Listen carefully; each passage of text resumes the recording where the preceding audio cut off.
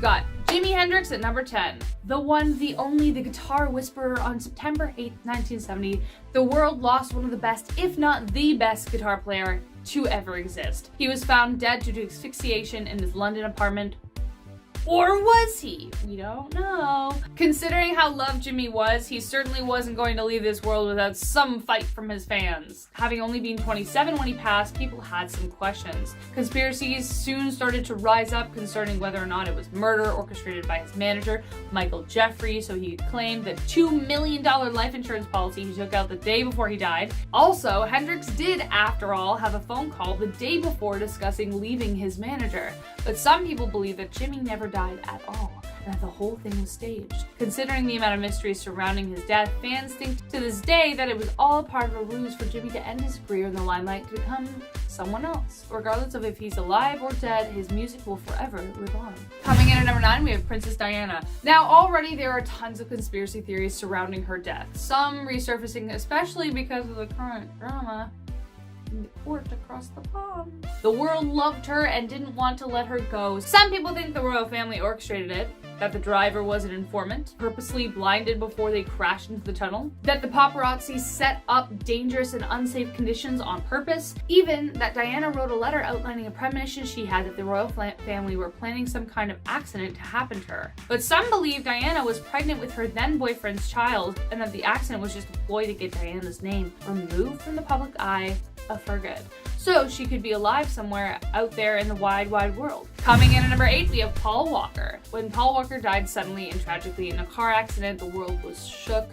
especially because he's a Fast and Furious star. That's kind of ironic, I guess. The loss of the Fast and Furious star left many hearts broken, but then the video of the crash was released online, and people's gears started turning. Conspiracy theorists started pointing out errors in the video, specifically 2 people who appear to emerge out of the crash. One looks to be wearing a fire-resistant suit. Why could this be? The most compelling piece of evidence says that apparently Paul Walker's car had 2 different license plates. Believing that the cars were switched out. So, if this is true, where is he now? And what was he running from?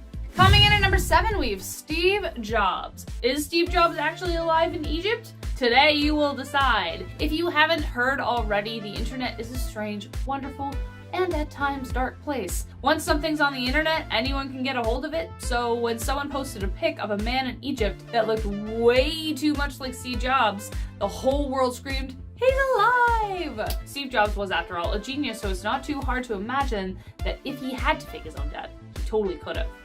He could have pulled it off. When Jobs passed away, the world actually accepted it, but this picture changed the game, with Reddit users saying things like, quote, "I know this is supposed to be a joke, but WTF, this guy looks too much like Steve Jobs to be so random, and WTF is right. How could anyone look so much like Steve Jobs outside of a black turtleneck? It must be him." What do you think? Coming in at number 6, we have Tupac Shakur. Despite now being dead for over 24 years, whispers of Tupac still being alive just won't quit. Many believe that Pac heard about the attempted assassination on his life, switched himself out with a double, and quickly slipped off to New Mexico and has been laughing at us ever since. At least that's what documentary filmmaker Rick Boss, who came out with the documentary Tupac, The Great Escape from UMC. The doc covers his conspiracy, and in an interview said that Tupac's family were okay with the title, and that should reveal what's really going on. Also, if you listen carefully to the lyrics of his song Hail Mary, Pac references coming back to life. Plus, a deepfake insertion of Tupac in a Snoop Dogg video and the holographic performances of Pac on stage at Coachella all support the idea that maybe, just maybe, he is still with us. Coming in at number 5, we have Andy Kaufman. Andy Kaufman was a legendary comedian, and the world was sad to see him go when he passed away in 1984. Assume it, please. Or did he? Well, many actually believe this time. That is, until 2015, when SNL was about to have their 40th anniversary, Twitter bugs started buzzing with news that Andy was gonna be there, swooping in at the last minute to steal the show. But sadly, he was a no-show. But that hasn't stopped theories to keep on circulating that Kaufman is alive and well, living as a monk in New Mexico. But why? When Kaufman passed away due to cancer at the age 35, even his friends and family believed it was a show. Andy often spoke about faking his own death, and the idea that faith performed perfectly becomes fact. Plus, Andy was very ambivalent about fame, and so suddenly disappearing suited his style. It scares me a little how weirdly convincing this is. So we're just gonna move on. Yeah? Yeah, okay, good. Coming in at number 4, we have Marilyn Monroe. Hollywood legend Marilyn Monroe shook the world when she passed away. Or did she? You can stop asking yourself if I'm gonna keep doing that. You know the answer. Rumors surrounding Monroe's death sparked within minutes after she passed, many believing her death was orchestrated by the Kennedy family due to the affair between her and John F. Kennedy. Some say the mafia did it. Others say the FBI because she knew just a smidge too much about aliens. But when John Alexander Baker, author of Marilyn Monroe, Alive in 1984, came across a female hitchhiker with a remarkable resemblance to Monroe, the woman she also claimed to be, a whole new theory emerged. According to the story told by Baker, Marilyn had a mental breakdown after all the death threats she received. To protect her, they staged her death and then moved her to a mental institution in New Brunswick, Canada, where she stayed for 20 years. This woman suffered from schizophrenia and was homeless at the time, but based on her singing voice and her uncanny resemblance, Barker says that he's 99% sure that she was who she claimed to be. She'd be around 94 years old today, so Marilyn, if you're out there, I love you. Coming in at number 3, we have Jim Morrison. Next up, we have Jim Morrison. If you're a fan of The Doors, then you've heard of the wild and enigmatic Jim Morrison. On July 5th, 1971, Jim Morrison died of a drug-induced heart attack. Say with me. Or did he? Because there was no autopsy performed on Jim's body, many believe that he faked his own death. Also, there are a lot of different accounts as to where he actually died. Though Morrison was found by his wife Corson that day, a club owner in Paris reportedly said that Morrison had come to the club that night to buy heroin. Once he got it, he went to the bathroom and never came back. The drug dealers got nervous, they'd get caught, pretended he was unconscious, dragged him up to his apartment and placed him in the bathtub and staged it like that. Then there's a story of singer Marianne Faithfull who said that she and her ex-boyfriend drug dealer dropped off drugs straight to the house. They were too strong for him and he died. With so many different accounts, how can we really be sure that Morrison hasn't moved to New York City and has become a humble poet under the street lamps? Or some theorists say he's ranch owner Bill Loyer. Morrison did gain a ton of weight while living in Paris during this time, so maybe people didn't recognize him when he came back. Coming in at number 2, we have Elvis Presley. I physically can't do this list without talking about Elvis Presley conspiracies. I just can't. But here we are, so let's do this thing. Since the legend passed away in 1977, fans held true to the phrase, legends never die. Sightings of the king have been everywhere. The first being right after Elvis's death, when a man closely resembling the icon booked a one-way ticket from Memphis to Buenos Aires, Argentina. Another reason people think he is still around is the misspelling of his name on the tombstone. Elvis Aaron Presley is spelt with 2 A's when Elvis spells his name with 1. But on the tombstone there are 2. Perhaps a secret message revealing the truth? Some sightings go from realistic graying old men to the guy standing behind Catherine O'Hara in Home Alone. Coming in last but not least in our number 1 spot, we have Kurt Cobain. You get a lot of interesting things when you type into Google, why do people think insert celebrity is still alive? When I typed in Kurt Cobain, I got an explosion of theories, but I think Reddit user Phantom Martyr really sums up all the search results. On April 5th, 1994, music legend Kurt Cobain took his own life. Or did he? Many theories blossomed surrounding the idea that Kurt only faked his death to escape the spotlight. Conspiracy theorists believe that several lies have been told to cover up the musician's death. One, due to the fact that he had an absurd amount of heroin in his body the day he died. He wouldn't have been able to survive that before he was able to shoot himself, so questions. Number 2, his body was cremated, so there is no body. Convenient. 3, any pictures of Kurt Cobain after he passed away are blurry and most don't even include his head, leading some to believe it's a fake body or it was staged. Number 4, no media was there at the funeral. And lastly, number 5, and probably the craziest reason, if you put the names Kurt Cobain, Courtney Love, and Frances Bean Cobain, you can spell out Kurt is alive. Whoa! Is it a secret code? We don't know.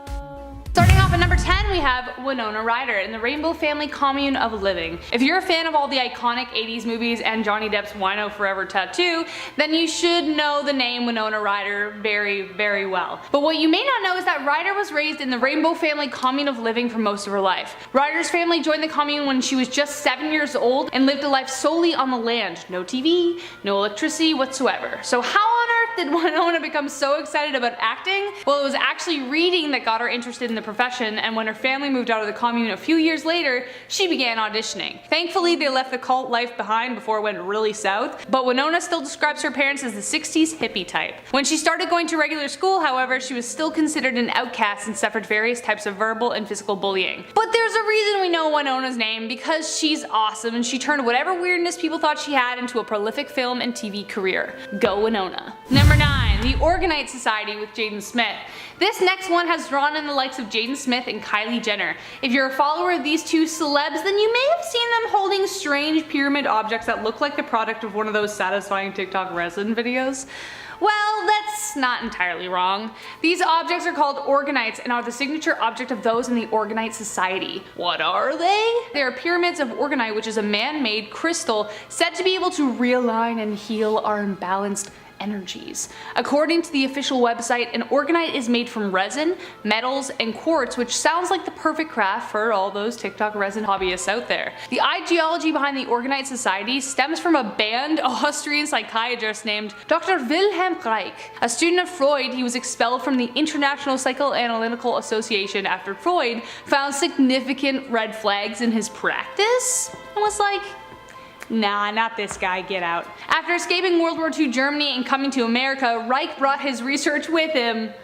Unfortunately, I don't know. Making human-sized boxes out of organic and inorganic material. He claimed that if people laid on top of the boxes, the orgone would reorganize their cosmic energies, even allegedly healing those with cancer. He was eventually imprisoned for spreading medical disinformation and ironically died of heart failure. But even after his death, organites still live on and have obviously caught some significant attention. A part of me wonders whether Jaden and Kylie knew what they were joining, or if this was just something fun to make at parties. Coming in at number 8, we have David and Patricia Arquette. Though the entire Arquette family are actors, you may recognize the name David and Patricia Arquette for the shows like Medium and, I don't know, Scream. Alongside their interest in acting, the family also had a difficult upbringing linked to the Subud cult. Patricia was only 4 when they moved into the commune, and her brother David was in fact born there. But what is the Subud movement?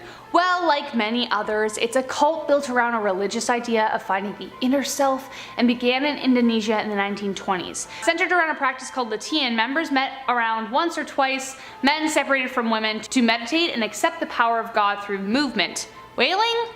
Whatever they felt like. Basically sounds like they just did what they felt they needed to, or what they felt God told them to do. The Arquettes lived in a communal space with no washroom or electricity or running water in order to be brought closer to nature.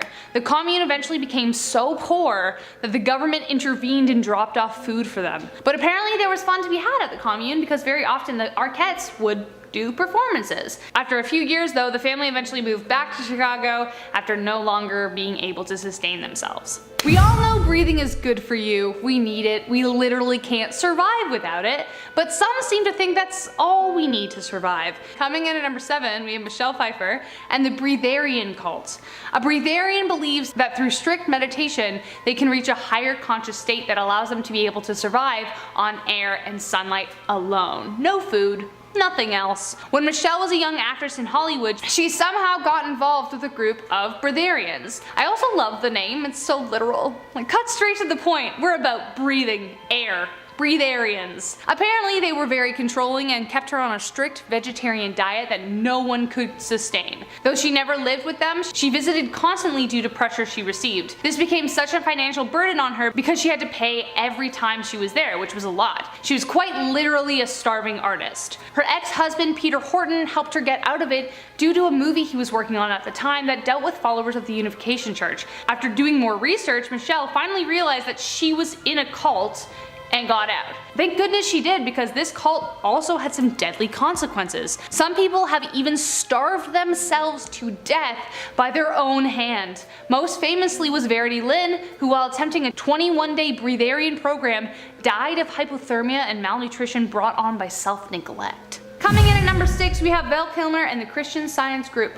Here is another cult that has its followers believing in the power of prayer to cure all. We may not have seen much of Val Kilmer lately unless you've been rewatching the 1995 Batman Forever or the Doors movie, but that's because we almost lost him. In 2014, Kilmer finally went to the doctor due to a massive lump in his throat and was diagnosed with throat cancer. Now, the Christian Science organization reneged this and said it was more of an idea of cancer rather than actual cancer. The group convinced him that he must instead relocate and dedicate himself to prayer so that his fear no longer manifested externally. Thankfully, his kids and family were like, "No, Dad, please, no, don't do that. That's not gonna work. That's not a thing," and thankfully convinced him to get the surgery he needed to survive. But even still, Kilmer attributes his healing to prayer and not, the doctors that helped him. Coming in at number 5, we have the surprising discovery of Glenn Close and the MRA. In 2014, the OG Cruella de Vil star revealed her family's experience with the moral rearmament cult.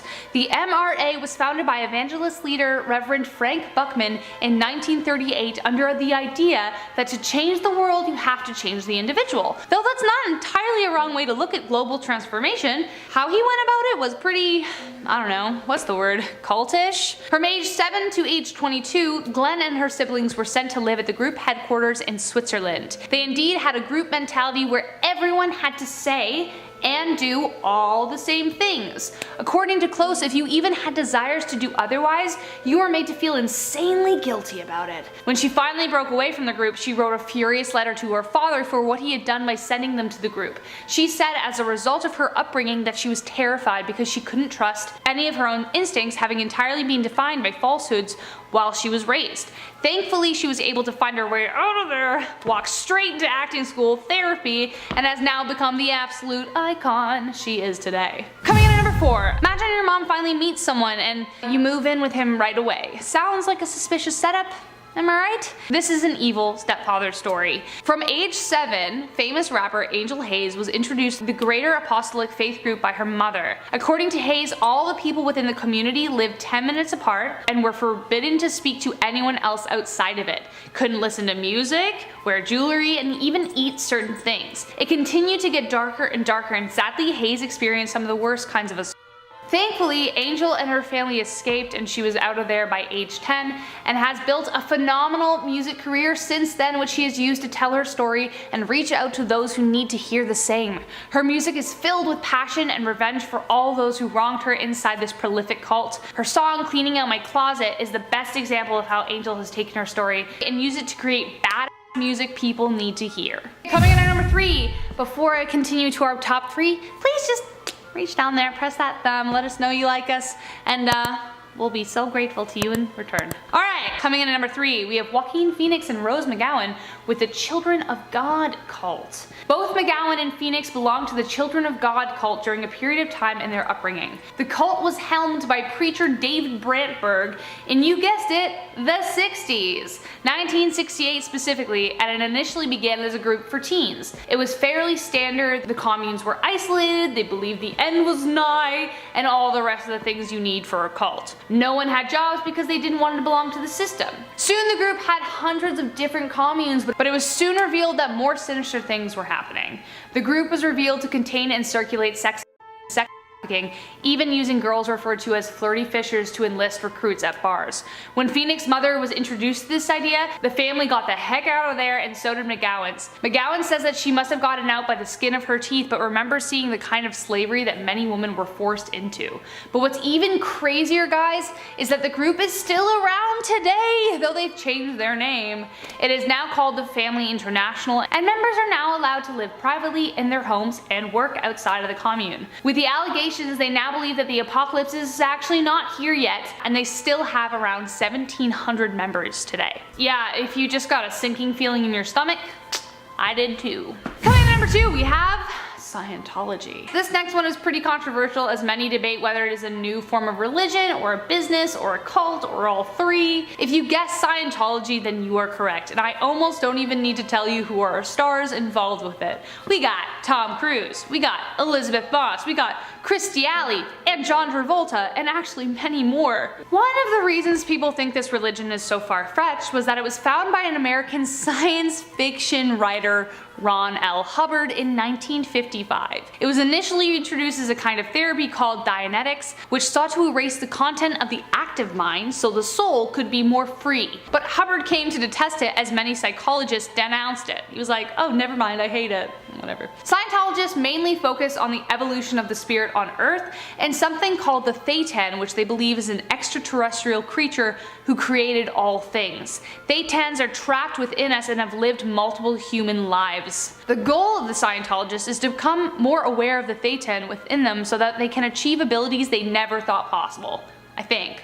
I don't know. Guys, honestly, I'm not gonna lie, Scientology is pretty confusing, to say the least. But for some reason, this science and faith-based religion has swept Hollywood, and its followers are devout, to say the least. But those who have left often have some strange things to say. One ex-member named Leah Remini says that any materials not written by a Scientologist are taught to be lies set on tearing the religion down. Anyone who speaks out against the church is considered an enemy, and they work to tear that person down. Another way the church makes it so hard to leave. Also, remember how I said some people think it's a business? Well, there is a case for that. Apparently there are tiers that define how ascended each follower is, and that there is a top tier that they can reach. Thing is, they have to pay, and Leia says that in fact that there's no top tier and it's all about keeping the money flowing in.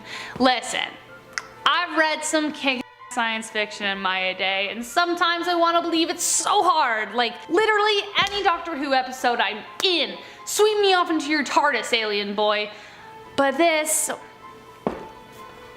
well, it's up to you to decide. In our number 9 spot today, we have James Charles. James Charles is no stranger to being in the limelight, and as we all well know, it tends to be for the wrong reasons. James quickly shot to fame in 2016 as fans gushed over his makeup skills. His YouTube following continued to grow over the years, and although he had a major setback following all that Tati Westbrook drama a few years ago, he managed to recover his public image, but this time it's tough to say if that will even be possible. Earlier this year in February, a 16-year-old spoke out and claimed that James had him and that the two had exchanged explicit photos over Snapchat. This is obviously a huge issue, especially considering the fact that James is an adult. James responded to this by saying that he didn't know the boy's age at the time, which, whether or not that's true, doesn't make it okay. After this, there have been more males coming forward, with some even sharing screenshots of their interactions with the YouTuber. Some of the people who have come forward have been of age, but certainly not all of them. In our number 8 spot today, we have Amber Heard. Amber Heard has been in the news for quite a few years following her very public issues and divorce from Johnny Depp, and for a while the world was on her side, but as more details and evidence have come forward, that continues to change. In 2016, Amber Heard filed for divorce from Johnny Depp and accused him of violent behavior towards her, stating that it usually happened while he was under the influence of drugs or alcohol. It is of course extremely important for us to listen to the voices of people who have been the victims of crime, and considering how many people don't get taken seriously,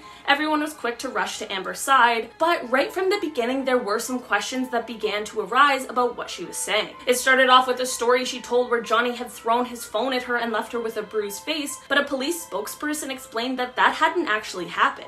In 2018, Amber wrote an op-ed for the Washington Post claiming the abuse, and after this, in 2019, Johnny sued Amber for a $50 million defamation lawsuit over the article. In the suit, Johnny claimed that the violence was actually perpetrated by her and that he was the victim. Last year in 2020, phone recordings were released in which Amber admitted to hitting Johnny, and in July, the trial for the lawsuit began, and 3 weeks later, the court ended up ruling against Johnny, and he has been denied the right to an appeal. Johnny was also forced to resign from his role in the movie Fantastic Beasts 3. All in all, there's a lot going on in this one, and it remains unclear if Amber definitely deserves jail time, but it certainly is a reminder for us to gather all of the evidence in these situations before making judgment calls. In the number 6 spot today, we have Tory Lanez. Tory Lanez is a rapper and songwriter who first fell into legal trouble in 2016 after inciting a riot at a venue in which the police had to come to shut everything down, but he narrowly escaped charges for his role in that. Last year in 2020, things most definitely escalated though.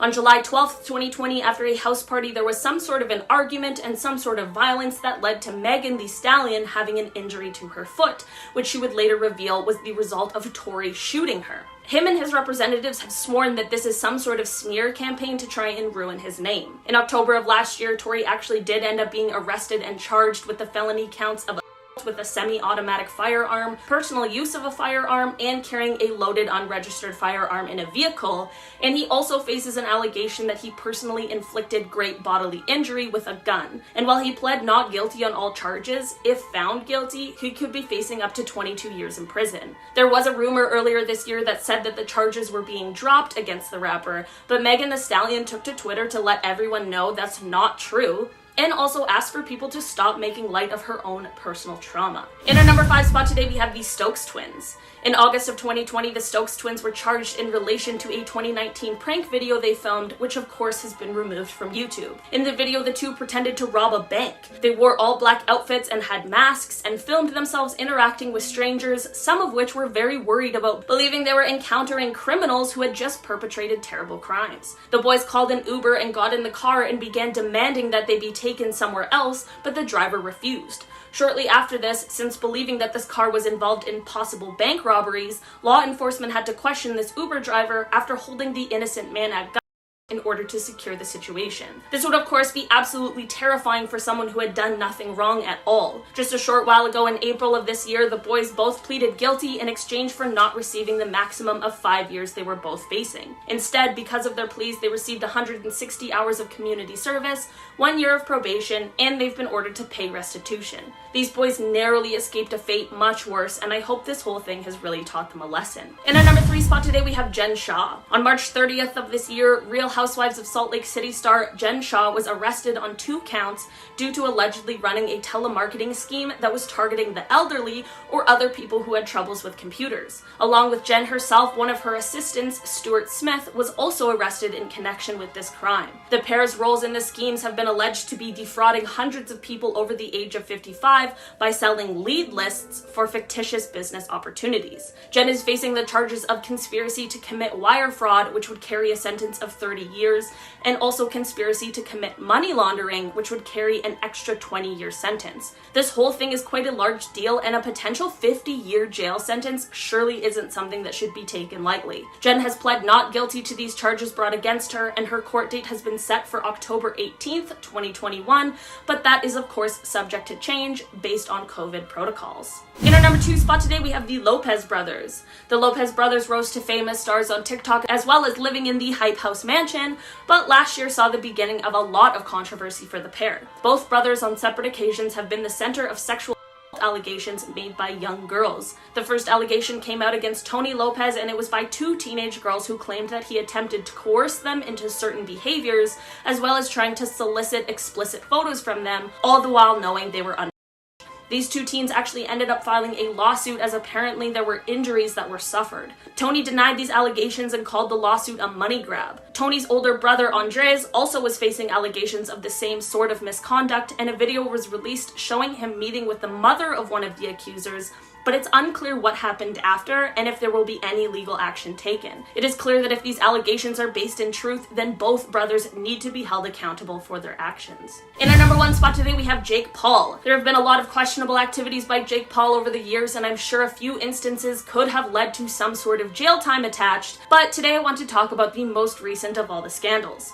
A few days ago, Jake uploaded a video of himself and some of his buddies driving golf carts down a beach in Puerto Rico. You might be wondering why, and I wish I had an answer, but you also might be wondering why this is a serious offense, and that is because it is turtle nesting season in Puerto Rico, which would of course make it illegal to drive a vehicle down the beach in order to protect the turtles and the eggs. Sea turtles are protected by federal and state laws, and even if they weren't, we should always be trying to protect wildlife, especially considering how unimportant it is to drive a golf cart on a beach with your friends. This stunt now has the Department of Natural and Environmental Resources in Puerto Rico investigating exactly where and when this video came from, in case there needs to be some sort of legal action taken. This might be the time where Jake's thoughtless actions actually end up catching up with him. Starting off in our number 10 spot, we have Led Zeppelin. Rock and roll and Satanism have long been connected in some people's eyes, so it's no wonder that legendary band Led Zeppelin has experienced some of these dark connections. Back in January of 1982, evangelical broadcaster Paul Crouch began accusing different rock artists of hiding messages in their songs through backmasking, and one example that he pointed out was the classic Zeppelin tune Stairway to Heaven. He directly pointed to a segment of the song where he claimed that when played in reverse, he was hearing the words, "Oh, here's to my sweet Satan,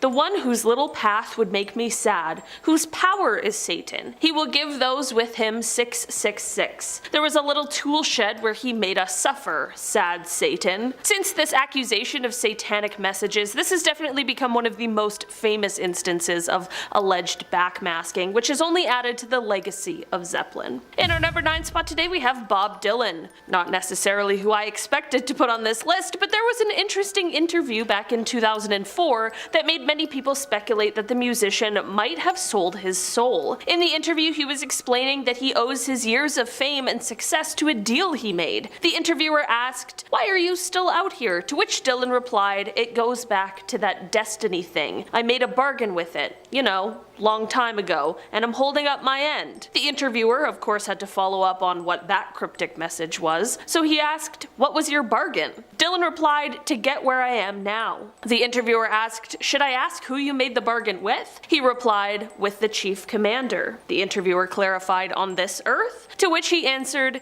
"In this earth and in a world we can't see." I can totally see why some people decided to draw their own conclusions from this. I mean, it sounds like he is basically speaking in riddles. While he doesn't outright say that he sold his soul, some believe that this is what he was trying to say in that interview. In our number 8 spot today we have Ozzy Osbourne. One of the most famous rock stars ever, Ozzy has long been connected to the occult. I mean, Ozzy, Prince of Darkness, didn't just come from nowhere. Aside from the rumors, however, Ozzy has been fairly open about his personal connection to the devil. In a 1984 issue of Hit Parader, Ozzy said, quote, "I really wish I knew why I've done some of the things I've done over the years. Sometimes I think that I'm possessed by some outside spirit. A few years ago, I was convinced of that. I thought I truly was possessed by the devil. I remember sitting through The Exorcist a dozen times, saying to myself, yeah, I can relate to that." He even has expressed confusion over whether or not he's a medium for some kind of outside source,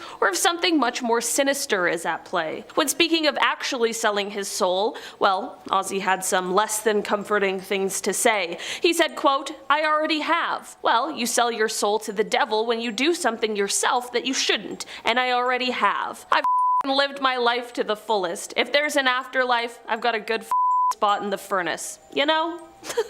I'll see you there, Ozzy. In our number 7 spot today we have Jay-Z. Rapper Jay-Z has long had some interesting stories and conspiracies surrounding him, including his alleged connection to the Illuminati. You know, this secret society that conspiracy theorist claims possesses this crazy, unknowable power. People often make this connection with a lot of people in the rap and hip-hop industry, but it happens to Jay-Z often due to him referencing the devil multiple times in his music videos. I mean, especially in the song Lucifer. People also make connections to certain imagery shown in his music videos and even in his merch, or the things he wears himself as well, to things like the occult and Satan himself. Whether it's a pentagram, the all-seeing eye, or the phrase, "do what thou wilt," it seems as though Jay-Z has some people in a satanic panic. In our number 6 spot today we have Robert Johnson. Well known for being one of the most incredible guitar players of all time, Robert was one of those people that some members of the public simply just couldn't see how he was so talented, so of course that led to some extremely haunting rumors swirling about him. Some people claimed that he was only able to gain his talent through supernatural means, which many claimed was by way of the devil. Story goes that Robert headed to the crossroads where the devil took his guitar, tuned it, and showed him how to master the blues.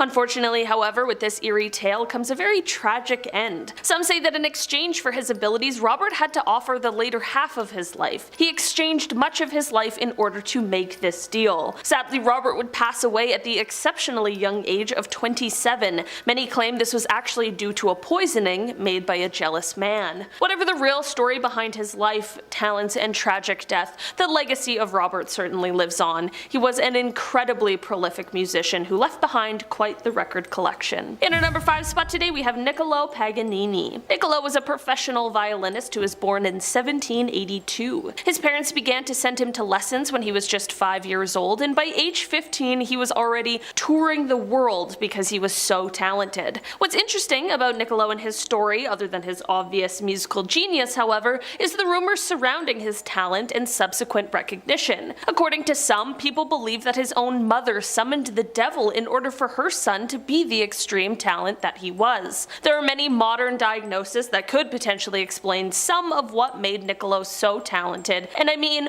we all know quite well that sometimes people are just born with extreme talent, but of course, in the early 1800s, people and their imagination certainly ran wild. The final reason why people believe Niccolo may have made a deal with the devil is because shortly before his death, Niccolo was quite sick. The doctors had a feeling he was nearing death, so they sent in a priest to pray over him. When Niccolo first saw the priest, it is said that he freaked out and sent the priest away. Many people believe that him pushing the priest away was only a confirmation of the fact that he was working with the devil. In our number 4 spot today, we have Giuseppe Tartini. Okay, so this story is one that is kind of similar to Niccolo's, but even more strange. Giuseppe was an Italian violinist and composer who lived during the 1700s. He went on to compose a song called The Devil's Trill Sonata, and not only this, but he also claimed to wake up one night to find Satan sitting on the edge of his bed playing the violin. It seems as though the devil really likes violins, apparently. What's extremely curious is after this alleged encounter, it is said that Giuseppe's violin skills hit heights never seen before. He was able to suddenly play extremely complicated trills that are impossible for most musicians, and apparently even today the sonata is too difficult for many musicians to play, which is why people believe that perhaps this story really was true.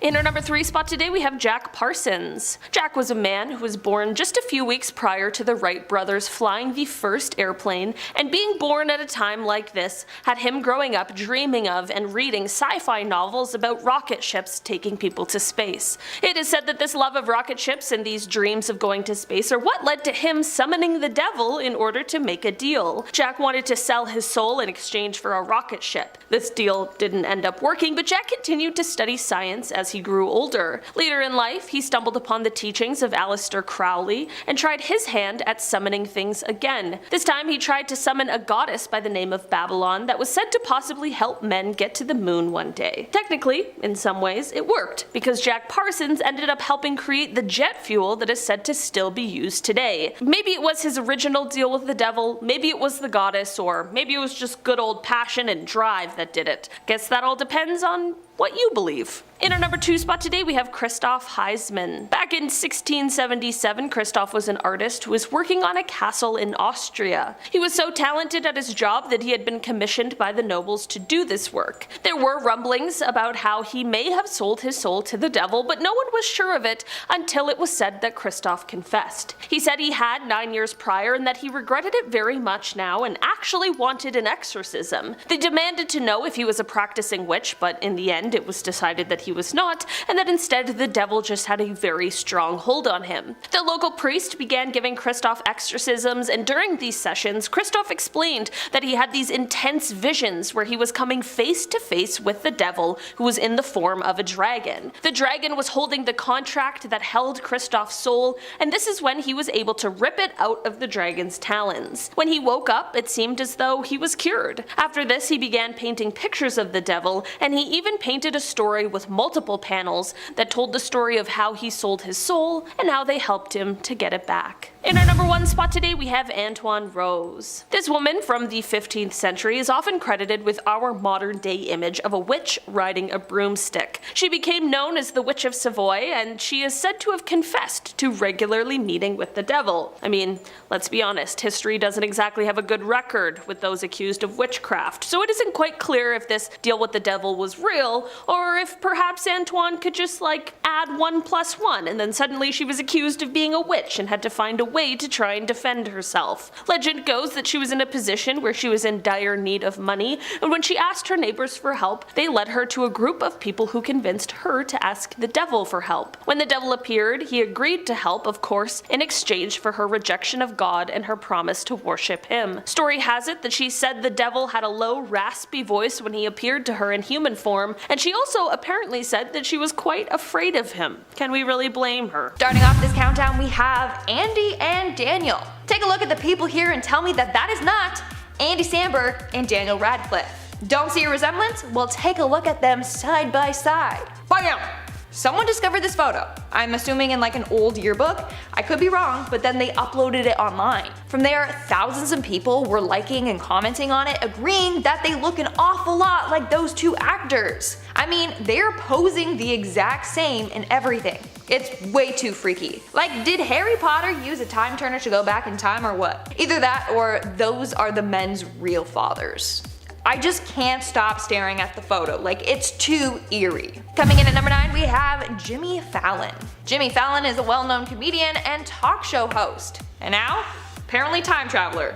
Take a look at this photo. The man on the left is Marxist revolutionary leader Mahir Khayyam. Mahir passed away in 1972. When was Jimmy born? September 1974.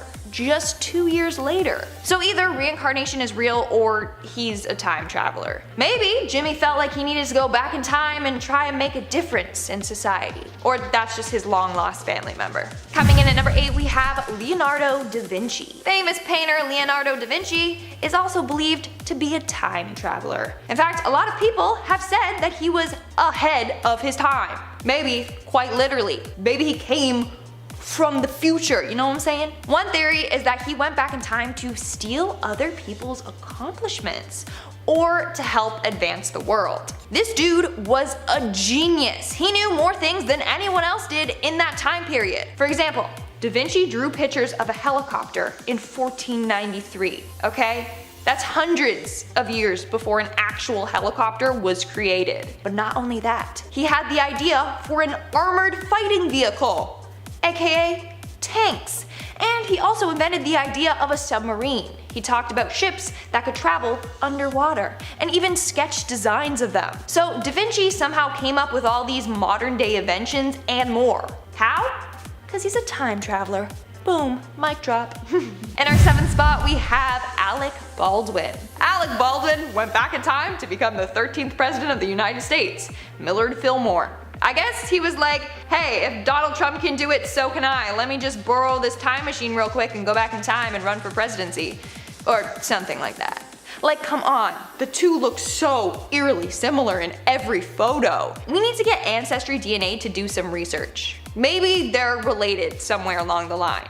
Or Alec Baldwin learned how to time travel. Coming in at number 6, we have Queen Latifah. Take a look at African-American novelist Zora Neale Hurston. A lot of people have noticed that she looks like Queen Latifah's twin. Seriously, the resemblance is crazy, especially since they both like wearing wide-brimmed hats. Coincidence? I think not. Hurston is said to be one of the most important black writers in all of American literature. She wrote a number of powerful pieces, including her most famous work, Their Eyes Were Watching God. A lot of people are now saying that Latifah should play Hurston in a movie about her life. I mean, it seems fitting. Or maybe Queen Latifah is a time traveler and then she would just end up playing herself in that movie, technically. It's crazy. They look so much alike. In our 5th spot today, we have Nicolas Cage. There's a man from the 19th century that looks pretty similar to this Academy Award-winning actor and America's national treasure. The photo was taken in 1870 and features a Tennessee man dressed in a snazzy outfit. The photo was found in the back of an album of death portraits. But did the man really die? Or did he just leave that time period and come back to this time period? Think about it. What's even crazier though is that this photo is currently being listed on eBay for $1 million. I don't know who would buy that, but it could be real photographic evidence that Nick Cage is a time traveler. Moving on to number 4, we have Justin Timberlake. American singer-songwriter Justin Timberlake is another celebrity believed to be a time traveler. Take a look at this photo of a man from the past. That is his doppelganger. Sadly, we don't know much about this mystery man. One post said that he was a criminal from back in the day, whereas another post said that he was a minor. I'm not sure. Maybe he was a criminal and a minor that, you know, committed crimes. Who knows? Why would Justin go back in time to be a minor or to commit crimes? Doesn't really make sense. Maybe he was just trying to bring sexy back. See what I did there? I just can't stop this feeling that he's a time traveler. It's almost like he goes around and comes around. Sorry, I'll stop with the puns, but seriously, this one is pretty freaky. Coming in at number 3, we have Jack Black. This one is honestly the funniest one on this list. You know, Jack Black is talented when he has a successful acting career currently, and also way back in the day in Italy. So this old Italian poster literally looks like it has Jack Black on the cover. Like, excuse me, they have the same facial expression and everything. Does that mean that Jack Black went back in time so he could be a famous actor in Italy, or what? Maybe this was his way to do research for one of the films he was in, you know, to like really get into character. Who knows at this point? Jack Black is a time traveler, okay? Moving on to number 2, we have Anne Hathaway. Okay, this is another really freaking trippy one. So people have pointed out that actress Anne Hathaway's husband looks a lot like William Shakespeare. Okay, I see the resemblance, they're correct, but guess what? William Shakespeare's wife's name was literally Anne Hathaway. Like, mind blow. Coincidence? I think not. Time travelers confirmed. I mean, she could have at least used a different name to make it less suspicious. Like, come on now. I'm just kidding. But either they both reincarnated and found each other again, or they're time travelers. And in our number 1 spot today, we have Donald Trump. Okay, buckle your seatbelts. I'm not even kidding when I say that Donald Trump might be a time traveler. Just wait until you see this evidence. Basically, someone discovered 2 books on the Office of Congress Library website. The books are called Baron Trump's Marvelous Underground Journey and 1900, or The Last President. Both were written in the 1890s by Ingersoll Lockwood. Now, hold on one second. What's Donald Trump's son's name? Baron Trump, okay? But that's not the only spooky coincidence. The book Baron Trump is about a young boy who finds a secret portal and time travels. At one point in the book, he is guided by a man named Don, aka Donald, aka Donald Trump. And then in the book, The Last President, it's about an unlikely presidential candidate that won the election. Sound familiar? Even freakier, the book talks about the 5th Avenue Hotel. The address of the hotel in the book is the exact same address where Trump's tower currently stands. But wait, there's more. In this book, there's a character named Laugh Pence, who is the Secretary of Agriculture. Hello? The ex-vice president's name was Mike Pence. Come on guys, there's just too many similarities between the books and Donald Trump's life. So, people believe that this book was actually written about Trump and his family, all of whom are time travelers. Starting off in our number 10 spot, we have Dog the Bounty Hunter. Dwayne Lee Chapman Sr., better known as Dog the Bounty Hunter, has amassed a following for chasing down wanted criminals and bringing them to justice. But something that is little known is his dark past before he became the bounty hunter we all know today. In 1976, Dog was sentenced to 5 years in jail. He was 23 at the time of the incident and was waiting in a getaway car when his friend shot and killed an alleged drug dealer during a fight over what we'll call the business. This led to Dog's conviction as well as his divorce from his first wife, LaFonda Honeycutt. He only ended up serving 18 months of his sentence before being paroled and going on to become the man we know today. In our number 9 spot today, we have David Spade. David Spade is a comedian who has been in our lives for many years. He's known for his time on SNL, his 2003 starring role in Dickie Roberts' Child Star, or more recently his new Netflix special, just to name a few. David's quirky personality covers a past that is sprinkled with loss. David's father abandoned his family when he was just 4 years old, but would show up sporadically promising things to David and his brothers only to never show up and fulfill those promises. It doesn't end there though. Not only did David's stepdad unfortunately end up taking his own life, but so did his sister-in-law, fashion designer Kate Spade. If all of this wasn't enough for one person, David was also robbed and harmed by his assistant in 2000. His assistant broke into his home, attacked him and used a taser on him before David was able to escape the attack and lock himself in his bathroom with protection. It seems as though David just can't quite catch a break. In our number 8 spot today, we have Ringo Starr. 1/4 of the Beatles, Ringo Starr of course was rocketed to superstardom along with the rest of his bandmates, but prior to this life, he had quite a scary and rocky time that meant things could have gone quite differently for the musician. Earlier on in his life, Ringo found himself with appendicitis. After this, he he then contracted peritonitis, which put him into a coma. Eventually, he thankfully woke up, but this wasn't the end of his health struggles. His condition meant that for the next year he had to stay in the hospital. During his time here, he then went on to contract tuberculosis, which caused him to have to add another 2 years onto his hospital stay. That would be an absolute whirlwind of things to have happened to you. It seems as though there might have been something larger at play though, because not only did he of course end up getting better, but during his lengthy hospital stay is where he received his very first drum set, which one can only assume is what led to his later superstardom. In our number 7 spot today we have Dane Cook. Less of a secret and more of just a dark past, you may or may not know that the comedian Dane Cook was in a position where he had to take his own brother to court. Dane's brother Daryl served as Dane's manager from the early 1990s until 1998, and Dane later found out that during this time, Daryl and his wife had stolen about $12 million from Dane, of course without his knowledge. That's a huge amount of money, and it of course had Dane involving the authorities. In the end, Daryl pleaded guilty to larceny, embezzlement, and forgery among other charges. In addition to being required to pay back the millions of dollars that they stole, Daryl received a prison sentence of 6 years with 16-year probation, and his wife, who was also in on the whole fraud thing, received 3 years in prison and a 13-year probation. In our number 6 spot today we have Stephen Colbert. One of America's favorite late-night TV hosts is Stephen Colbert. While covering current topics and conducting interviews, he brings a lot of joy and humor to his show, but this certainly doesn't mean that he hasn't had his fair share of struggles. A few years ago, after the tragic and shocking deaths of Kobe and Gianna Bryant that truly shocked the world, Stephen spoke on his show about a tragic loss that he himself had to endure early on in his life. His father and 2 of his older brothers were on Eastern Airlines Flight 212 when it crashed due to a pilot error in North Carolina on September 11, 1974. This would be an unimaginable loss for anybody. Stephen has since used this tragedy to fuel his comedy career, using the dark place he was in to bring joy to others. In our number 5 spot today we have Jack Nance. So this one isn't like some of the others on this list, but the story really has just stuck with me ever since I heard it.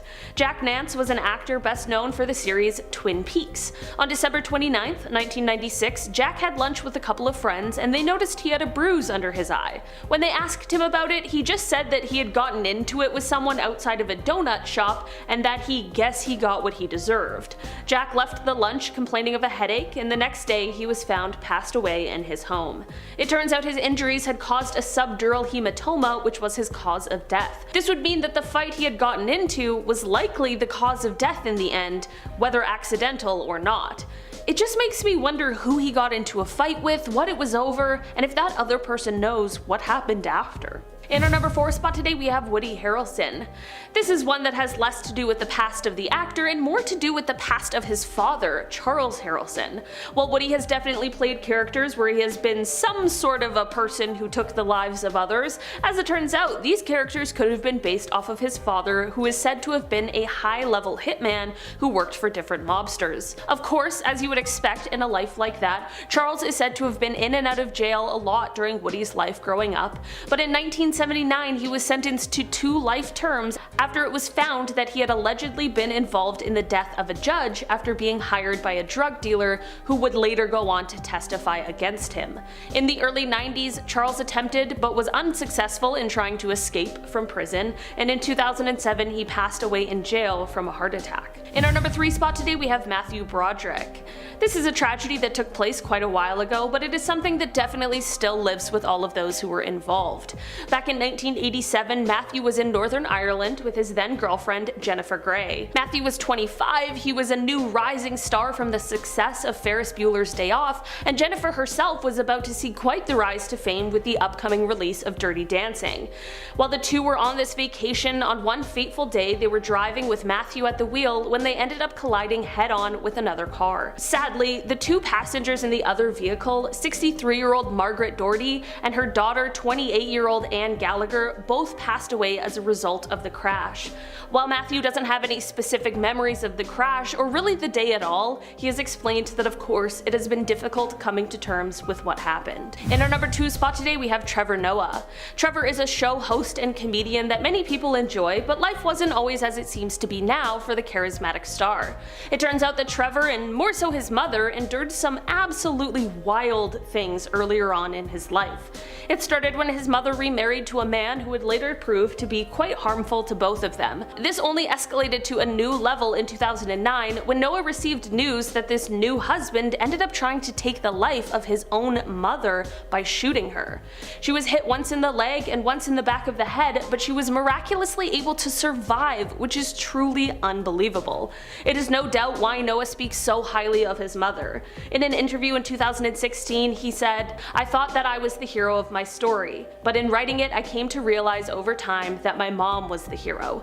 He went on to say, quote, "I was lucky enough to be in the shadow of a giant." Coming up in our number 10 spot, we have Lynn Spears killed someone. Oh lordy, this news was super shocking for me to hear, so brace yourselves. The mom of pop princess Britney Spears apparently killed someone in a car crash. She briefly talked about the horrible incident in her autobiography, but she tries to stay quiet about it for obvious reasons. Apparently she was driving her brother when she ran over young Anthony Winters in 1975 in her hometown of Kentwood, Louisiana. Apparently Lynn was haunted by the accident and was not charged for the crime. The tea of the story is, though, apparently the mother of the boy, Yvonne Winters, has spoken out about this incident and has said that Lynn has never reached out to her to speak about the accident. She's been quoted as saying, "It's been 40 some years ago, but she's never been in touch with me. It was an accident. It was a terrible situation. But it was an accident, and accidents can happen to anyone." If you're enjoying this video so far, smash that like button as it really helps us out. In our number 9 spot, we have Angelina Jolie was in a cult. So, Hollywood cults, we all know about them, or at least we have heard about them. Well, in 1999, actress Angelina Jolie was allegedly caught on tape talking about one of them. A 23-year-old Angelina was secretly recorded in a private convo with some of her friends where she speaks about an initiation process she took part in. She spoke about how the people in the cult are essentially tied up and tortured, and oh yeah, she had to kill a snake as a sacrifice. A sacrifice to whom? We don't know. The devil, perhaps. After the ceremony, Angelina spoke about how she got a tattoo to represent the occasion. Yikes. Honestly, this one doesn't surprise me, as she did once wear her ex-husband's blood around her neck as a necklace, but somehow I can't picture Meryl Streep participating in something like this, so perhaps not all celebs are a part of these cults. In our number 8 spot, we have Paris Hilton and her sticky fingers. Ooh, this is a juicy one. Hilton Harris, Paris Hilton, allegedly used to have some sticky fingers. Her former bodyguard revealed her dark past to Radar Online, stating that, quote, "Before she was so well known, Paris used to grab jackets, jewelry, shoes, anything that wasn't nailed to the floor." The heiress allegedly even stole from parties at other celebrities' houses which she attended. Quote, "At a party in the Hollywood Hills, she asked me to put a pair of shoes she liked in my jacket and walk out with them. This girl could buy 1,000 pairs of these shoes if she wanted to, so I don't know why she'd steal them." Damn, that seems like a rebellious teen acting out. If this is true, hopefully she has stopped this kind of behavior at this point. In our number 7 spot, we have Bill Murray tried to smuggle an illicit Oh, Bill Murray. In 1970, Bill attempted to smuggle 10 pounds of an illicit, the one that's legal in many states now, if you catch my drift, and was actually arrested on his birthday. Apparently he intended to sell it, which, you know, makes sense. 10 pounds is a lot. He was discovered after apparently joking about it to a passenger next to him on a flight. Probably not in a sober headspace, as that just seems really silly. Apparently he only received probation for the offense. So not necessarily a scary secret, but perhaps it's how you look at it. Arguably, it feels a bit scary that his celebrity status could have helped him escape jail when many have been imprisoned throughout the US for the very same thing. Not to mention, many are still being kept in jail even when the US government is trading a Russian war criminal to free someone who has been imprisoned for the same illicit. Clearly they don't think it's that bad of a crime. Huh.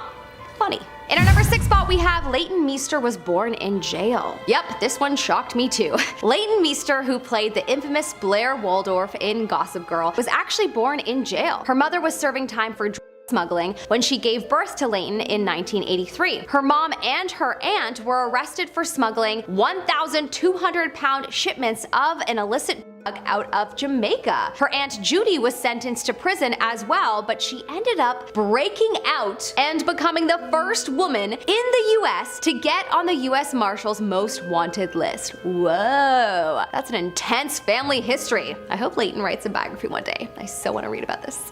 In our number 5 spot, we have Thora Birch came from a family of adult movie stars. Actress Thora Birch, known for Hocus Pocus, Now and Then, and many 90s classics, has a bit of a dark family history. Her parents were adult film stars, and so yes, as you can imagine, she definitely had a less than traditional upbringing. Her parents apparently would insist on being at every performance she did throughout her career. So much so that the crew tended to see them as creepy. Her father, Jack, would give cameramen pointers while Thora would be filming, physical scenes for the movies she was in. Ugh. Her father also apparently threatened to kill one of the assistant directors on set. Yikes. Well, no wonder she has seemingly stepped back from the spotlight over the years. She's still a working actress, just doesn't seem to look for any attention on her. In our number 4 spot, we have Alfred Hitchcock was a stalker. So, apparently one of the most popular directors of all time was a bit of a creepy stalker. He was known for becoming fascinated with beautiful women that he would cast in his films. He used his powerful position in Hollywood to insert control over the women. He was apparently obsessed with his star Tippi Hedren, who he said he would make into a star after seeing her in a soft drink commercial. Very odd. His obsession got out of control when apparently he asked crew members to spy on her during filming breaks. Yikes. I'm so glad Hollywood has been making some serious changes over the last decade. In our number 3 spot, we have Vin Diesel loves D&D. Dungeons and Dragons! Okay, fine. This one isn't scary. I mean, unless you think nerds are scary, but then all I have to say to you is, you're weird. Nerds are the best, and I love that big guy Vin D loves Dungeons and Dragons. I've always wanted to play that game. Apparently he has played the game for over 20 years. He also wrote the foreword to 30 Years of Adventure, a celebration of Dungeons and Dragons. Oh, and he also has a podcast dedicated to it. A true fan. Kind of makes him even more awesome in my opinion. In our number 2 spot, we have Frank Sinatra was in cahoots with the Mafia. This is a very interesting one, but apparently iconic Italian-American singer Frank Sinatra may have had some help from the Mafia to secure his place in Hollywood. Allegedly, Frank was believed to have scored the role for the infamous movie From Here to Eternity because of his connections. Many very established actors were up for the role, and it was his friend's influence that helped him secure it. He apparently was friendly with a mob boss and Charles Lucky Luciano. So there's also that. Apparently there is ample evidence that he had friends help him out over the years. In our number 1 spot, we have Matthew Broderick killed 2 people. Ferris Bueller himself unfortunately killed 2 people in a car crash. It was 1987. The actor was dating Dirty Dancing star Jennifer Grey at the time, and one day they were driving along a road in Ireland when they collided with a car that had a mother and daughter inside. Matthew had some substantial injuries, but Jennifer had minor injuries, while the mother and daughter unfortunately passed from the incident. Apparently Matthew had been driving in the wrong lane, even though he can't explain why, as he doesn't remember anything from that day. Starting us off at number 10 is Scott Smith. Back in the 80s, one of the biggest bands was Canadian rock group Loverboy. I mean, Working for the Weekend is still played on radio stations today. So when one of the founding members, Scott Smith, seemingly vanished from reality, there were lots of questions. Back in November of 2000, after playing with his band in Vancouver at a benefit, Smith, along with 2 other friends and his girlfriend, set sail for Mexico on a 37-foot sailboat. As they were sailing down the coast, nearing San Francisco, the weather started to get rough and the waves started to get dangerous. Then one large wave, roughly 20 feet in size, knocked over Smith and sent him shooting off the deck of the vessel into the water. His friends on the boat were not hit, but were in shock about what they had just seen. They searched for the man overboard pole, but it had been taken by the waves along with their friend. Within 20 minutes, the Coast Guard helicopters arrived and dispatched 2 search boats that scoured for hundreds of miles to no avail. Still, his family were bound and determined to find him, so they even paid for a private search. Unfortunately, that too was fruitless. To this day, Smith's remains have never been uncovered, and no one knows if he truly did lose his life to the sea. Coming in at number 9, Daniel Lynn Lagerlof. While for North Americans he might not be the most well known on the list, once upon a time he was one of the most acclaimed directors and writers in Sweden. But his rise to stardom all came to a crashing halt in 2011 when Daniel was out scouting locations for a new thriller project and disappeared forever. Last anyone knew, Daniel had gone to the beautiful nature reserve of Chirpanan, a remote island, all by himself. Now, why he went all by himself, no one knows, but according to his friends, he was simply going off to explore the island and planned to return. Tragically, he never did. To this day, his whereabouts are still a mystery, as no remains have ever been found, and no one knows what actually happened to him. There is one theory that he slipped and fell into the water, but again, no body has been found. Tragically, he has a wife and family, all of whom are hoping that he will still be found, but to this day, no investigations have proved successful. Next up at number 8 is Harold Holt. Nearly 2 years into his term as Australia's 17th Prime Minister, Harold Holt vanished into thin air. Back in December of 1967, Holt, who had always been an avid lover of the ocean, decided to set out for a little trip across with 4 other companions. However, on the way back to Portsea, Holt insisted that the group stop by a small remote beach for a quick swim after lunch. Holt, who was a strong swimmer, said that he knew the waters like the back of his hand and that he had done it many times before. But still, the weather was rough that day, and so only one of friends agreed to take the dip with him. His friend stayed close to shore, but Holt took a different approach and decided to venture out further, but seemingly got caught up in a wave and in the blink of an eye was gone. To this day, his body has never been found, although a 2005 investigation concluded that he could have drowned. This investigation, however, didn't stop many from theorizing that the leader had faked his own death or that he was some sort of secret CIA agent. While it does sound a little ridiculous at first, he's never been found, so I mean, the truth is still up for debate. Coming in at number 7 is Jim Sullivan. He might not have been the biggest name in his time, but Jim Sullivan definitely had a cult following back in the 60s and 70s, which made his disappearance all the more mysterious. In March of 1975, Sullivan was heading out to Nashville for what he hoped was gonna be his big break into the industry. But for whatever reason, Sullivan never made it to Tennessee. Instead, his car was found abandoned in the desert in New Mexico, and his wallet, clothes, and guitar were all found left in a nearby motel. And as for Sullivan, he was gone without a trace. Now, I don't know many musicians that would go anywhere for long periods of time without their guitar, a sentiment that every single one of Sullivan's friends and bandmates echoed. All of them explained that had he planned to vanish, that would have been the one thing he would take with him. But here is where it gets a little extra strange. Sullivan's most well-known album was called UFO, and on the record were songs seemingly telling a story about driving into the desert and being abducted by aliens. And while of course there is no evidence to prove that that really happened, his body has never been found, and there's no evidence to prove it didn't either. I mean, honestly, who knows? Next up at number 6 is Bison Dele. Once a firecracker player for the NBA, at the age of 30, Bison, who had changed his name from Brian Williams, unexpectedly retired from the game and ran away to live a carefree, adventure-filled lifestyle in Lebanon and across the Mediterranean. From there, he moved on to Australia, where he began learning how to sail, and he bought a boat, and named it Hakuna Matata. Then in July of 2002, he decided that he was going to set sail from Tahiti to Hawaii, and he invited his girlfriend as well as his older brother Miles Dabbard along on the trip with him. However, Bison never made it to Hawaii, and neither did his girlfriend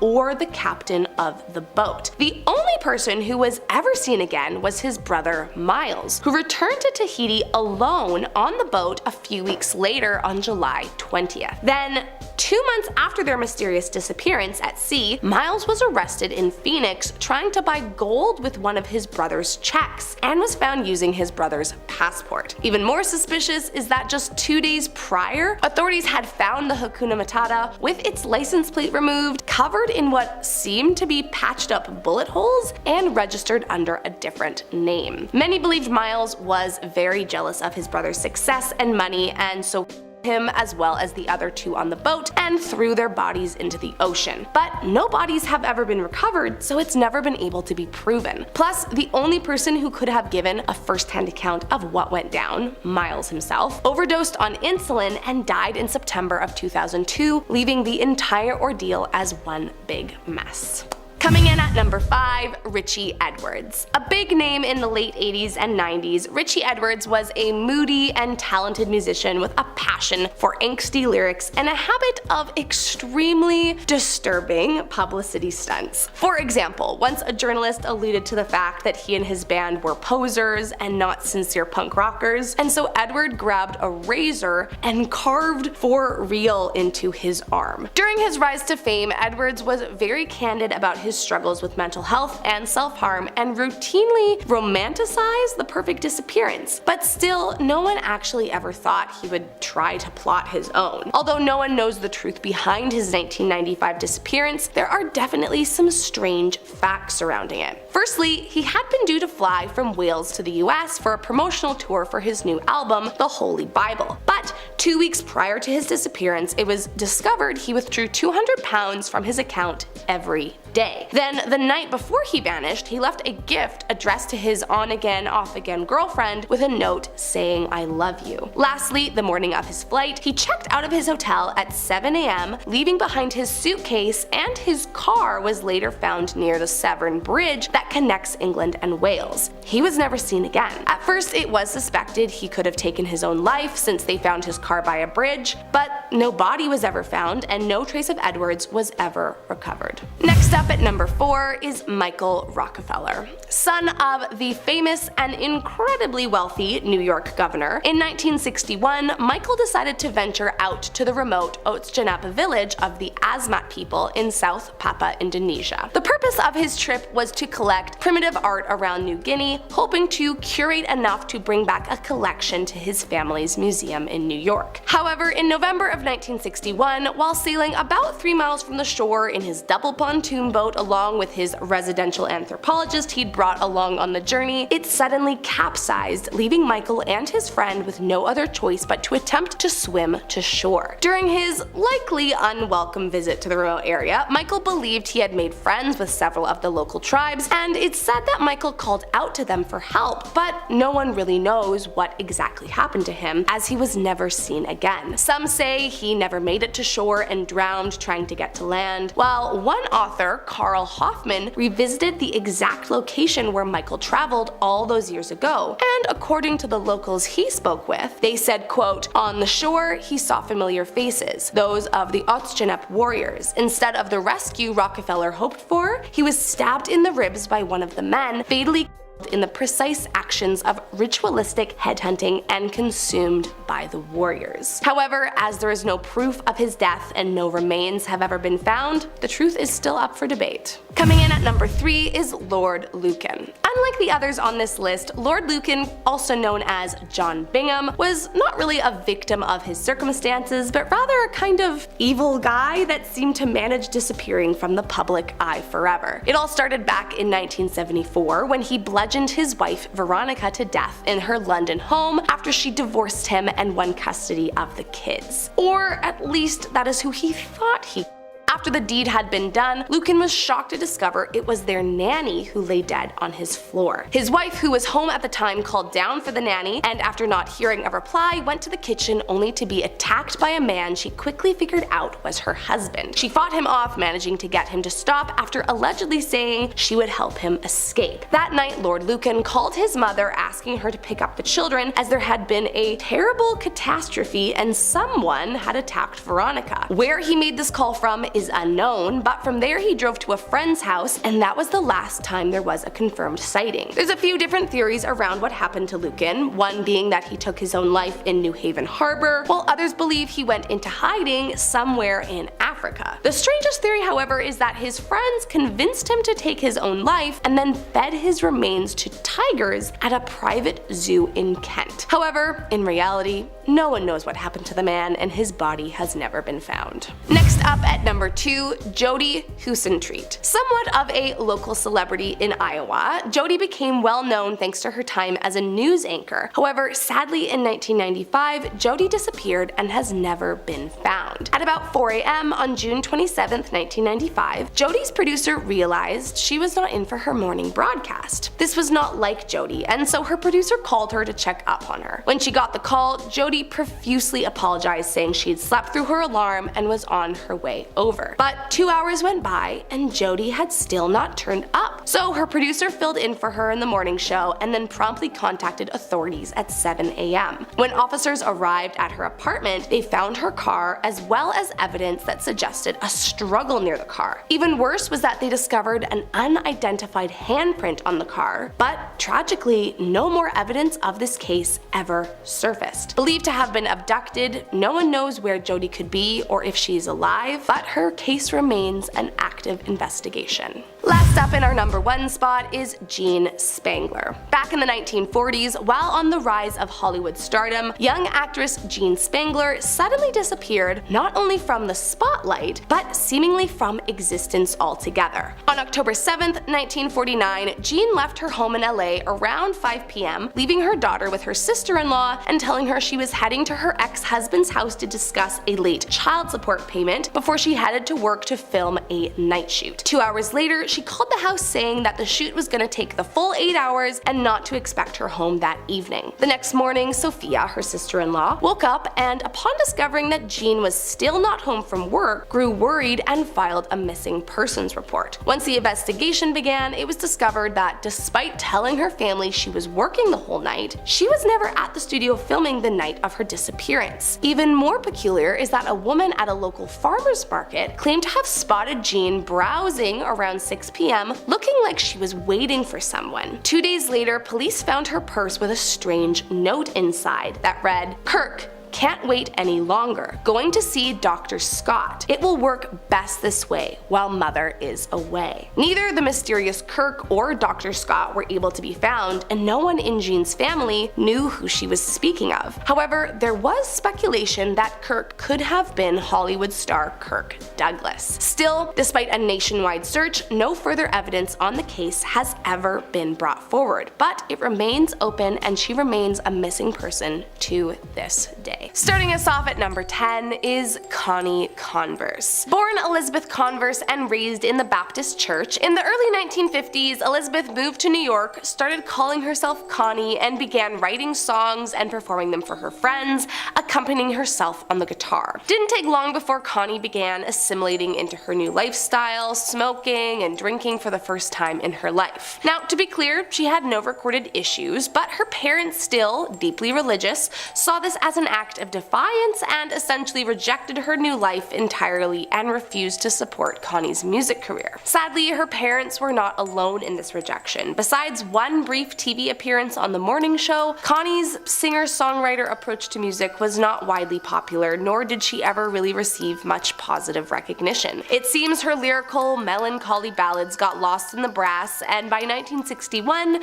convinced she was a failure with no real talent, Connie quit music altogether. Then, Then in 1974, just after her 50th birthday, Connie wrote letters to her friends and family, essentially stating that she wished to make a new life for herself, and instead of going to the lake for a family gathering where she had been expected, Connie drove away and was never seen or heard from again. There are some theories that she could have taken her own life, but no body was ever found. Although now, some 49 years later, it is likely she could be gone at this point. However, one can only hope she was alive to see when her music became a cult classic in 2009 after being released by Gene Deitch's record label. Next up at number 9 is Forrest Shab, a Vancouver rapper who came into the spotlight back in 2009 after releasing his hit club track Passenger. Forrest began touring Canada as the opener for Akon after signing a deal with CP Records. Now, Forrest performed under the stage name DY, which stood for Die Young, and aside from being an extremely ominous name for someone who disappeared at the young age of 26, was, as far as anyone else could see, doing really well for himself.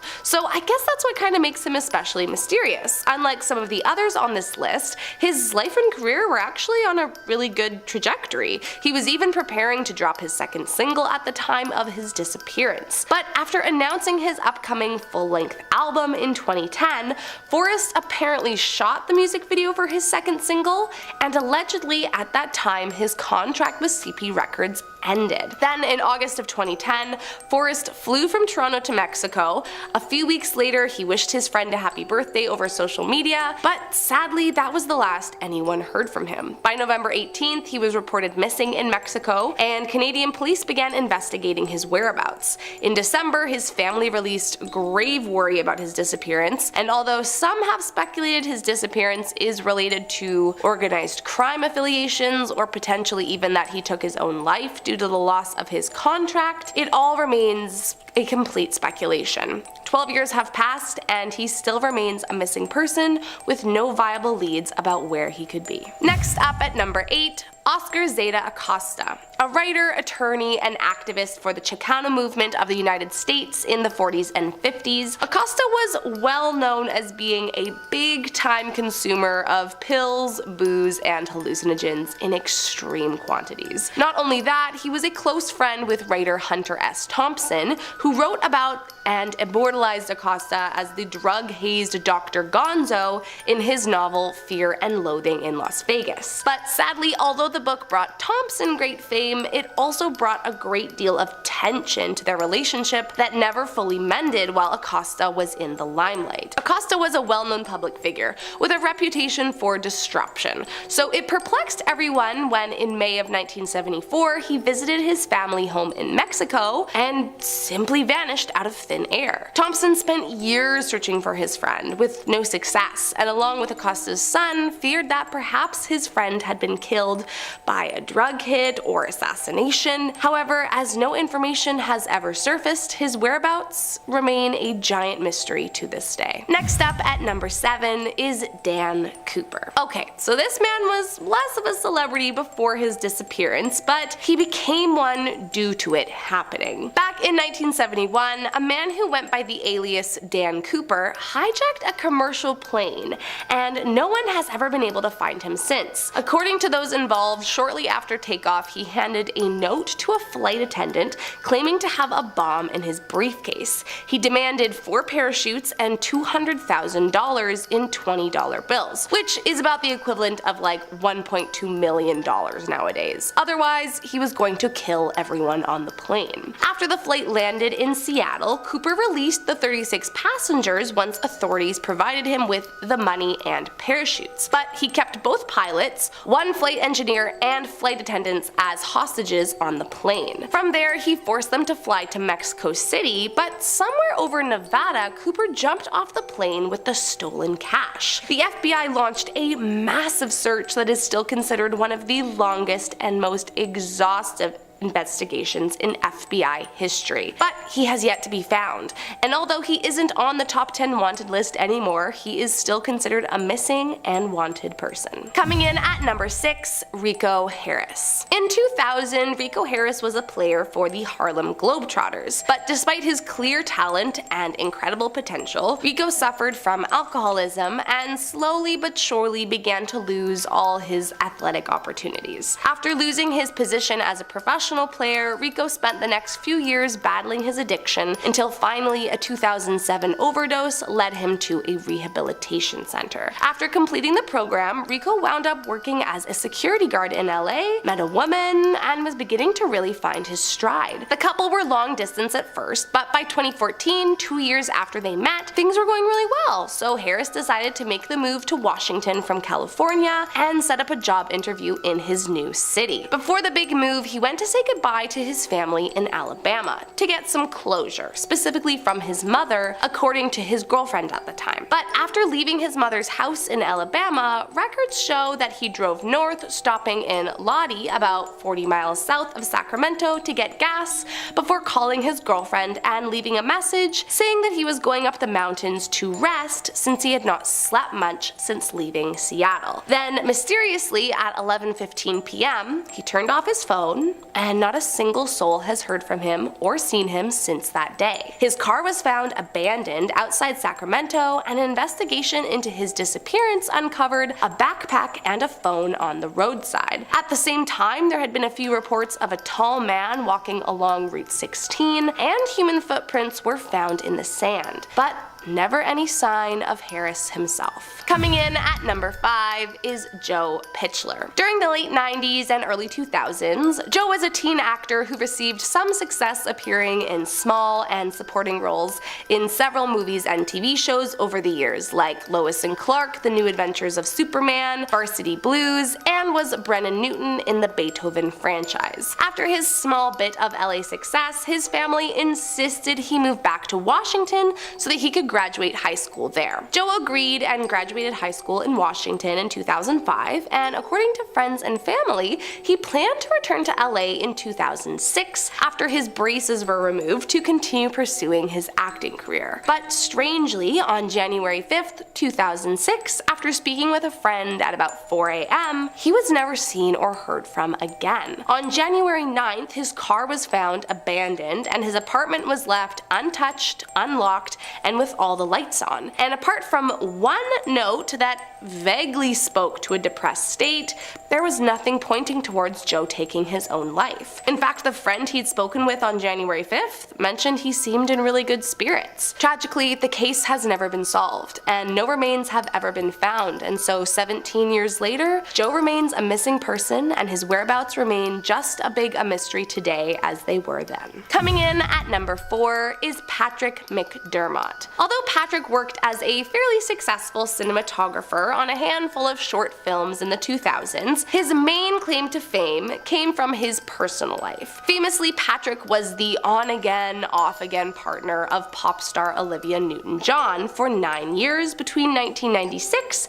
to 2005. And at the time of his disappearance in 2005, Patrick was on board a Mexico-bound fishing boat, which was apparently somewhat of a frequent activity for him. But this time, he never returned. He boarded all alone, and despite some of his personal belongings, including his car keys, passport, and wallet, which were all found on the boat, Patrick was never seen again. What's especially strange is that according to the Coast Guard, there was no sign of accident, criminal activity, or an attempt to take his own life while on board. The most accepted theory of his whereabouts, after a PI was hired to look into the case for Dateline, is that Patrick faked his own death to avoid substantial debts and allow his son to cash in on his life insurance policy. There are even some conspiracies that he remains hiding out in Mexico to this day with a new girlfriend, but officially there is no concrete evidence that this is true. In fact, one of the photos that was used in an Australian tabloid claiming to be Patrick turned out to be a random guy from Manitoba, Canada with his wife, leaving us no closer to the truth behind this strange disappearance. Next up at number 3 is Hale Boggs. In 1972, Hale Boggs was one of the most famous politicians in America, a Democrat from New Orleans Orleans, Boggs became well known by the public for not only being the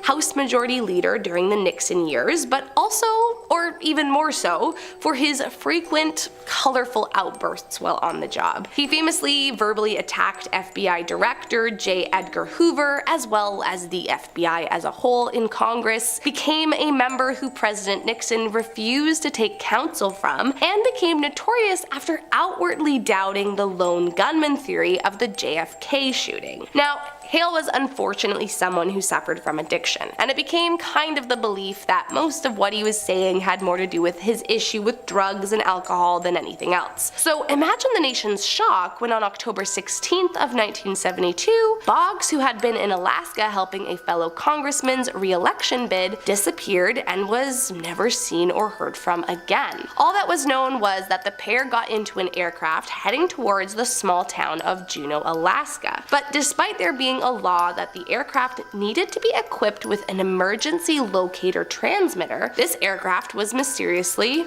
not equipped with one. Naturally, the US government instigated a massive search, launching 90 planes to search the area, but no trace of the missing aircraft or its occupants were ever recovered. There are some conspiracies surrounding his death, particularly due to his issues with the FBI and work investigating the JFK case, and some believe he was assassinated. But the truth is that no one really knows what happened to him or where he could have gone. Coming in our number 2 spot is Sean Flynn. Growing up, both Sean's dad and mom were successful actors, and so most of his life Sean assumed he would follow in their footsteps. So after attending Duke University in 1960, Sean embarked on his career and tried to recreate their success. However, after making 10 movies, 8 of which completely bombed, Sean decided that acting was not what he wanted out of life, and in the mid-1960s retired from being in front of the camera and decided to get behind one instead. Sean found his calling as a photojournalist and ended up flying out to Vietnam during the war, working as a freelancer first for a French magazine, Paris Match, followed by Time Life, and finally working for United Press International. During his time as a photojournalist, Sean made quite the name for himself, capturing some harrowing moments of the country's time at war. But unfortunately, it would also lead to his disappearance. In April of 1970, Sean, along with some other journalists, made his way over to Phnom Penh to attend a government-sponsored conference. However, unlike the others, Sean and one other member decided to ride their motorcycles instead of taking the limousine provided. All that is known is that Sean stopped at a location where the Viet Cong was known to be using, and he was never seen again. While there are many theories that he was taken out by the Khmer Rouge, his remains have never been found, and despite extensive searches to find him, no one has been able to uncover what really happened to Sean while visiting the dangerous checkpoint. And last up in our number 1 spot, Zelim Bakeyev. Starting in 2013, Zelim began quickly rising to fame after releasing several singles. While climbing the ladder, the Russian pop star applied to be a part of the 10th season of the Russian version of the popular reality show Star Academy. Zelim was accepted and slated to begin in 2017, but tragically he never made it. On August 6, 2017, Zelim was traveling to a nearby town to attend his sister's wedding before making his way back to Moscow to begin shooting.